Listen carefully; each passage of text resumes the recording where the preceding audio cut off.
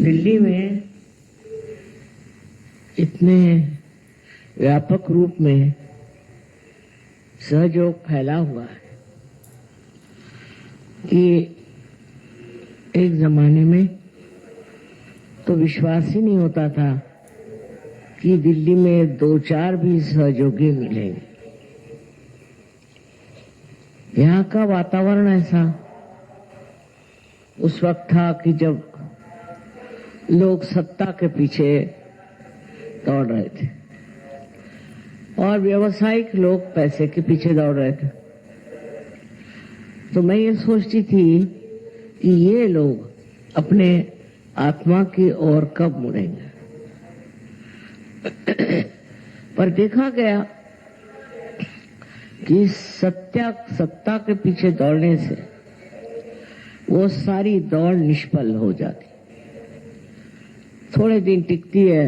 न जाने कितने लोग सत्ताधारी हुए और कितने उसमें से उतर गए। उसी तरह जो लोग धन प्राप्ति के लिए जीवन बिताते हैं उनका भी हाल वही हो जाता है, क्योंकि कोई सी भी चीज जो हमारे वास्तविकता से दूर है उसके तरफ जाने से अंत में यही सिद्ध होता है कि ये वास्तविकता नहीं। उसका सुख, उसका आनंद क्षण भर में भंगुर हो जाता है, खत्म हो जाता है। और इसी वजह से मैं देखती हूँ कि दिल्ली में इस कदर लोगों में जागृति आ गई है। ये जागृति आपकी अपनी संपत्ति है, ये आपके अपने शुद्ध हृदय से पाई हुई प्रेम की बरसात। इसमें न जाने हमारा लेना देना कितना है, किंतु समझने की बात यह है कि अगर आपके अंदर ये सूझबूझ नहीं होती तो इस तरह से ये कार्य संपन्न नहीं हो सकता। इसमें एक ही समझना है कि अनेक संतों ने इस देश में मेहनत की, हर एक के घर घर में उनके बारे में चर्चा होती है और उन संतों के बारे में बहुत कुछ मालूमात बुजुर्गों के तो है ही, पर बच्चों को भी हो जाती। धीरे धीरे ये बात जमती है कि आखिर ये लोग ऐसे कौन थे जिन्होंने इतना परमार्थ साध्य किया। पता नहीं कैसे इतने व्यवसायिक लोग जिनका सारा ध्यान रात दिन पैसा कमाने में, सत्ता कमाने में जाता है, वो मुड़कर सहयोग में आ गए, क्योंकि उनकी जो वो खोज थी उसमें आनंद नहीं था, उसमें सुकून नहीं था, शांति नहीं थी, किसी प्रकार का विशेष जीवन नहीं था। जब मनुष्य ये पता लगा लेता है कि उसके अंदर कोई ऐसी वास्तविक आनंद की भावना आई नहीं, न ही उसने कोई उस सुख को पाया जिसके लिए वो इस संसार में आया है। न जाने कैसे एक ज्योत से अनेक ज्योत जलती गई और आज मैं देखती हूँ कि हजारों लोग यहाँ पर आज उपस्थित हैं जिन्होंने अपने अंदर की अंतरात्मा को पहचाना। सबसे पहले जान लेना चाहिए कि हमारे अंदर जो बहुत सी त्रुटियां हैं उसका कारण है कि हम लोगों ने धर्म को समझा नहीं। जो कुछ धर्म मार्तंडों ने बता दिया हमने उन्हीं को सत्य मान लिया। उन्होंने कहा कि आइए आप कुछ अनुष्ठान करिए या कुछ पूजा पाठ करिए या और हर तरह की चीज बताई। मुसलमानों को भी इस तरह से पढ़ाया गया कि तुम अगर इस तरह से नमाज पढ़ो और इन मुल्लाओं के कहने पे चलो तो तुम्हें मोक्ष मिल जाएगा। अब मनुष्य सोचने लगा कि ऐसा तो कुछ हुआ नहीं, ऐसी तो कोई प्राप्ति हुई नहीं, फिर ये है क्या? ये कर्म कांडों में हम क्यों फंसे? और ये कर्म कांड हमें बहुत ही गहरे अंधकार में ले जाते। हम लोग सोचते हैं कि उस कर्म कांड से हम कुछ पालेंगे, सो किसी ने पाया नहीं। जन्म जन्मांतर से लोगों ने कितने कर्म कांड किए हैं, उन्होंने क्या पाया? अब पाने का समय गया। आज इस कलयुग में ये समय आ गया, ऐसा आया है कि आपको सत्य प्राप्त हो। सत्य की प्राप्ति यही सबसे बड़ी चीज है, और सत्य ही प्रेम है, और प्रेम ही सत्य है। इसकी ओर आप जरा विचार करें कि हम सत्य को खोजते हैं तो सोचते हैं कि सन्यास ले लें, हिमालय पे जाएं, अपने बाल मुंडा लें और तरह की चीजें करें। जब सत्य का वास अंदर है तो ये बाह्य की चीजों से और उपकरणों से क्या होने वाला? इससे तो मनुष्य पा नहीं सकता सत्य, क्योंकि इसके साथ कुछ सत्य लिपटा ही नहीं है। तो करना क्या है? करना ये है कि आपके अंदर जो सुप्त शक्ति कुंडलिनी की है उसे जागृत करना है। अब कुंडलिनी की शक्ति आपके अंदर है या नहीं, ऐसी शंका करना भी व्यर्थ है।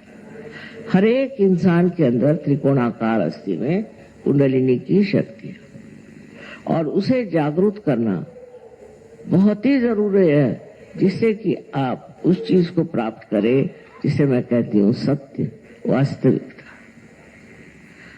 सबने कहा है कि अपने को जानो, अपने को पहचानो, लेकिन कैसे? हम तो अपने को जानते नहीं। हम जो हैं अंदर से न जाने कितनी त्रुटियों से भरे हुए हैं। लोभ, मोह, मद, मत्सर, लोभ, सब तरह की चीजें हमारे अंदर, और हम ये नहीं समझ पाते कि ये कहाँ से सब आ रही हैं और क्यों हमें इस तरह से ग्रसित किया। इस चीज का अगर आप ध्यानपूर्वक समझे तो एक बात है कि ये त्रुटियां जो हैं ये सब बाह्य की। आत्मा शुद्ध निरंतर, उसके ऊपर कोई भी तरह की लांछना नहीं आती, और जब ये आई है तो ये किसी वजह से आई होगी।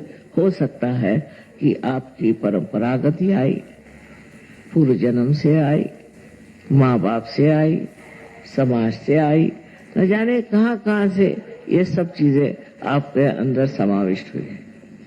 अब इसके पीछे कर खोजते रहें कि ये कहाँ से आई, क्या हुआ। इससे अच्छा है कि इसको किसी तरह से नष्ट कर दें। ये हमारे अंदर जो खराबियां हैं यही नष्ट हो जाएं तो फिर क्या हम एक शुद्ध चित्त बन जाते।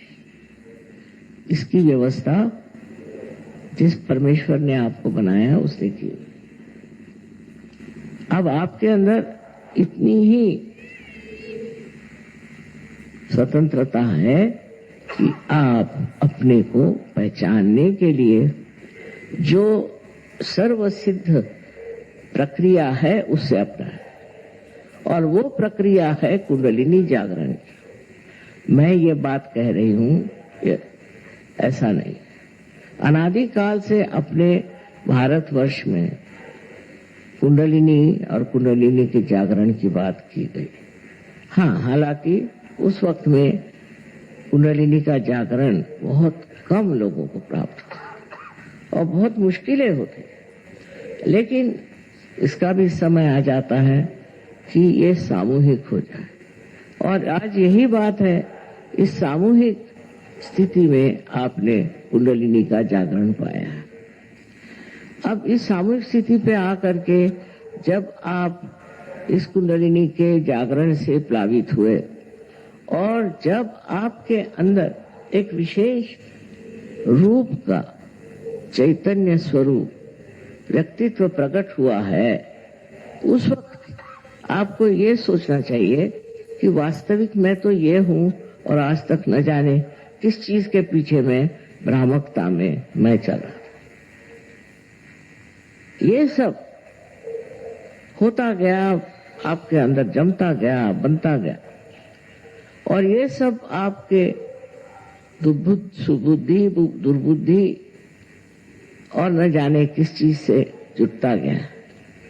सबसे बड़ी बात है कि हमें अपने को अगर पहचानना है तो सर्वप्रथम हमारा संबंध उस चारों तरफ फैली हुई चैतन्य सृष्टि से होना। चैतन्य से एकाकारिता प्राप्त होनी चाहिए, और उसके लिए चैतन्य से एकाकारिता के लिए कुंडलिनी ही उसका मार्ग है, और कोई मार्ग नहीं। कोई कुछ भी बताए और कोई मार्ग है नहीं, लेकिन लोग आपको भुलावे में डालते हैं और लोग भटकने लगते हैं। जैसे मैं एक बार एक गुरुजी का प्रवचन सुन रही थी, तो उन्होंने तो शुरू में ही गालियां देनी शुरू कर दी। तो उन्होंने कहा कि आप लोग विकृत हैं। मैंने गाली हो गई, आप लोग विकृत हैं और आप की जो तरीके हैं उसमें आप भगवान को नहीं खोज रहे, आप प्रवृत्ति मार्गी हैं, आप हर एक चीज तरफ दौड़ते हैं। ये तो बात सही है, आप सब इस तरह से एक तरफ से दूसरी तरफ दौड़ते हैं, और दौड़ करके और आप अपने को खो जाते हैं।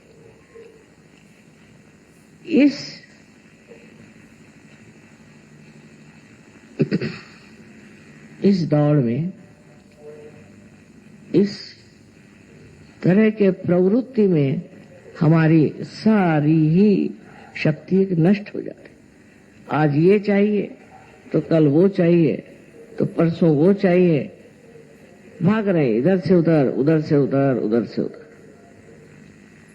अब ये जो उन्होंने गाली बक दी कि आप प्रवृत्ति मार्गी हैं, उसको लोग मान लेते हैं कि अच्छा हम प्रवृत्ति मार्गी हैं, और वो दूसरों के लिए कहते हैं कि आप निवृत्ति मार्गी हैं नहीं, तो आप क्यों आत्मा को प्राप्त कर रहे हो?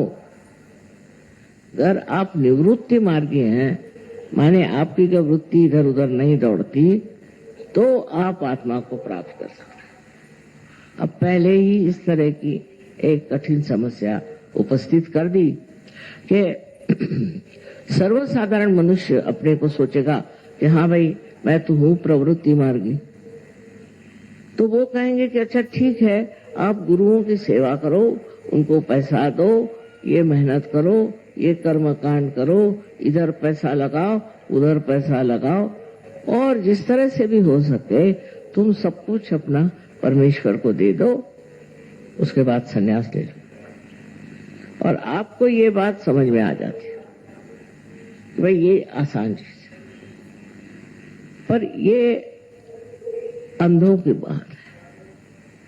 अच्छे भले आंख होते हुए अगर कोई कहे कि तुम अंधे हो, तो क्या इसे मान लेना चाहिए? कोई कहे आप प्रवृत्ति मार्गी हैं, तो क्या इसे मान लेना चाहिए? अगर आपके अंदर निवृत्ति नहीं है, ऐसा उनका कहना, तो आप ज्ञान मार्ग मतलब सहयोग में नहीं आ सकते। इस तरह की एक भाषा ये लोग व्यवहार में लाते, और उससे सर्वसाधारण जनता ये कहती कि भाई हमारे लिए तो ये ठीक है कि गुरुओं को सेवा करो, उनको सब दो, उनको सब समर्पण दो। इस तरह की जो हमारे अंदर एक गलत धारणाएं बैठ जाती और हम उसे मान भी लेते, क्योंकि हमारे अंदर विश्वास ही नहीं है कि हम कभी अपने आत्मा को पा सकते हैं और जिससे हम अपने को जान सकते हैं।